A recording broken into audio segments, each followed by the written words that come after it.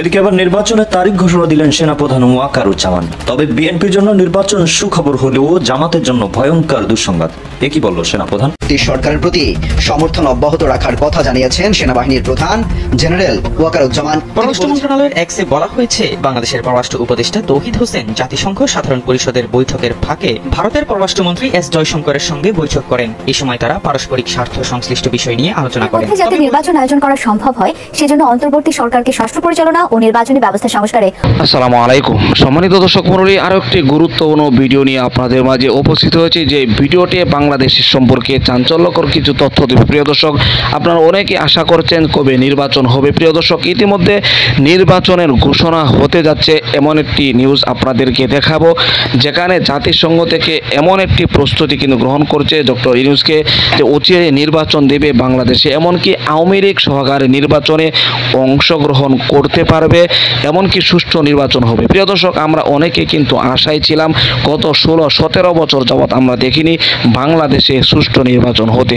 প্রিয় দর্শক, এবার যদি সুষ্ঠু নির্বাচন হয়, হোক না সেখানে আওয়ামী লীগ থাকুক, বিএনপি থাকুক, যত দলেই থাকুক, সুষ্ঠু নির্বাচন হলে যারা জয়ী হবে তারাই প্রকৃত বাংলাদেশের দেশ দরদি। প্রিয় দর্শক, এমন গুরুত্বপূর্ণ কিছু আপডেট আপনাদের মাঝে ভিডিওতে তুলে ধরবো, তাই ভিডিওটি 1 সেকেন্ড স্কিপ না করে ধৈর্য সহকারে শেষ পর্যন্ত দেখবেন।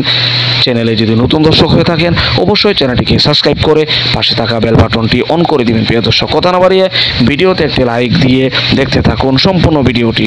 নির্বাচনের সময়সূচি নিয়ে সেনাপ্রধানের ধারণার পর শঙ্কা কেটে গেছে বলে মনে করেন গণমাধ্যম ব্যক্তিত্ব দৈনিক মানবজমিনের প্রধান সম্পাদক মতিউর রহমান চৌধুরী। তিনি বলেন, প্রধান উপদেষ্টার সঙ্গে আলোচনা করেই সেনাপ্রধান এই সময়সূচি বলে থাকতে পারেন। প্রধান উপদেষ্টা দীর্ঘ সময় থাকতে চান না বলেও জানান মতিউর রহমান চৌধুরী।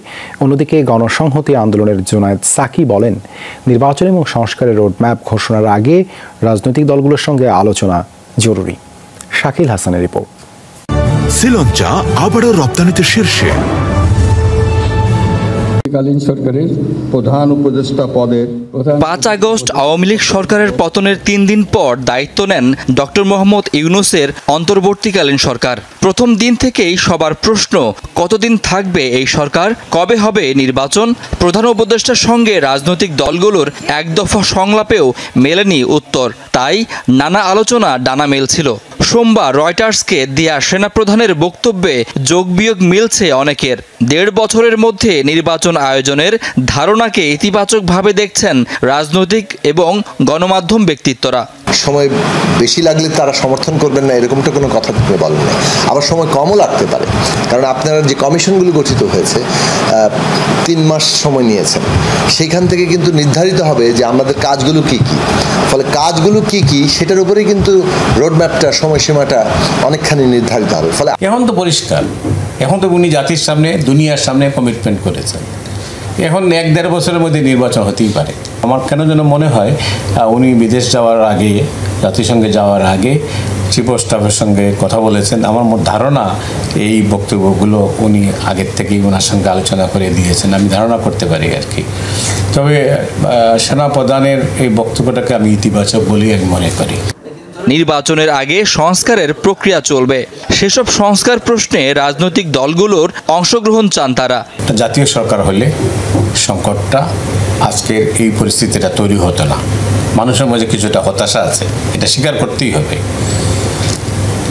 জনগণের সঙ্গে তো এদের কোনো সম্পর্ক নাই।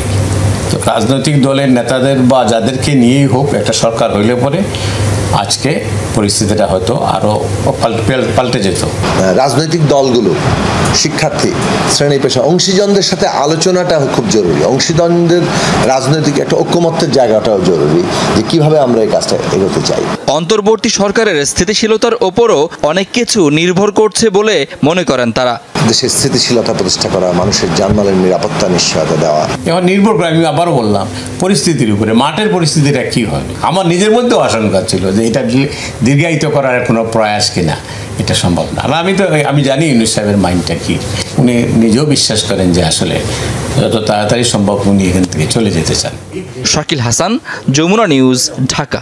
দায়িত্ব নেওয়ার 1 মাসে এসে রাষ্ট্র সংস্কারে 6টি কমিশন গঠন করে অন্তর্বর্তী সরকার। সেই কমিশন সুপারিশ সহ রিপোর্ট দেবে ডিসেম্বরে। কিন্তু পরবর্তী জাতীয় নির্বাচন কবে হবে সে বিষয়ে এখন পর্যন্ত স্পষ্ট করে কিছুই বলেনি অন্তর্বর্তী সরকারের কেউই।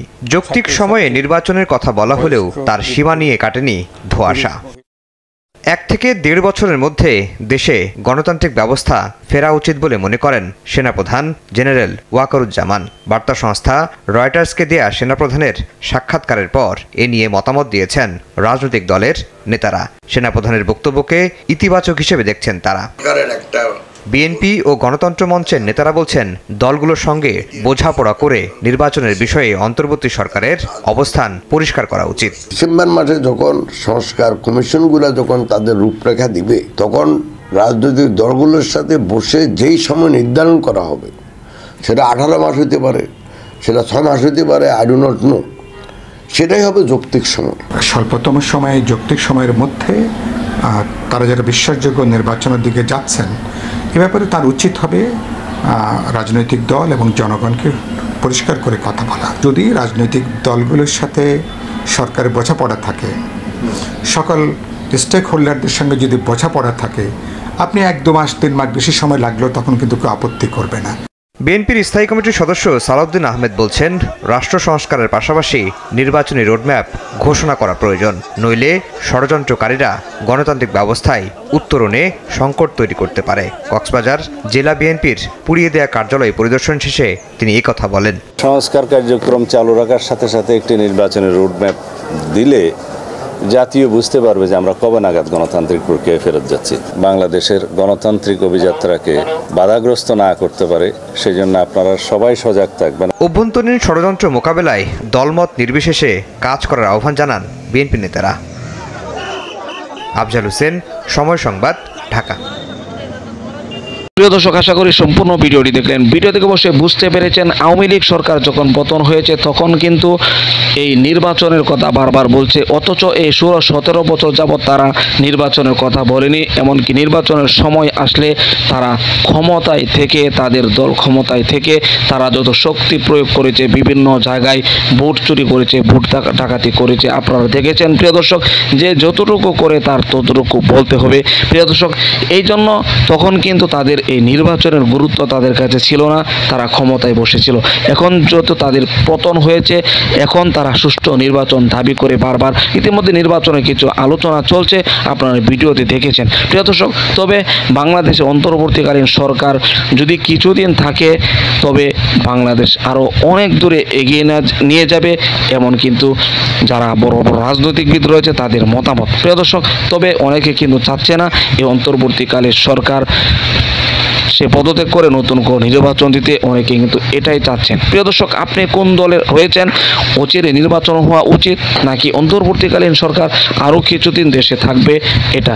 তবে আপনার অবশ্যই মূল্যবান মতামতগুলো কমেন্ট বক্সে জানিয়ে দেবেন, এমনকি ভিডিওটি সর্বোচ্চ শেয়ার করে সকলের মাঝে ছড়িয়ে দেবেন প্রিয় দর্শক। আজকের মতো এখানে শেষ করছি। ভালো থাকুন, সুস্থ থাকুন, আবারও দেখা হচ্ছে পরবর্তী ভিডিওতে।